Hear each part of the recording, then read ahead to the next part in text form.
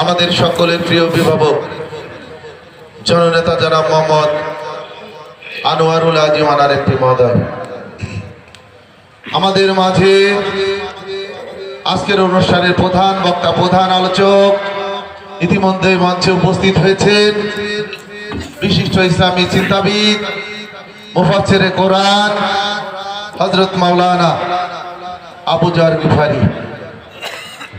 ইতিমধ্যে আমাদের মাঝে কোরআন এবং হাদিসের আলোকে আলোচনা পেশ করেছেন দ্বিতীয় বক্তা হিসেবে বিশিষ্ট ইসলামী চিন্তাবিদ, মুফাসসিরে কোরআন হযরত মাওলানা মাহমুদুল হাসান বিন মেহেদি।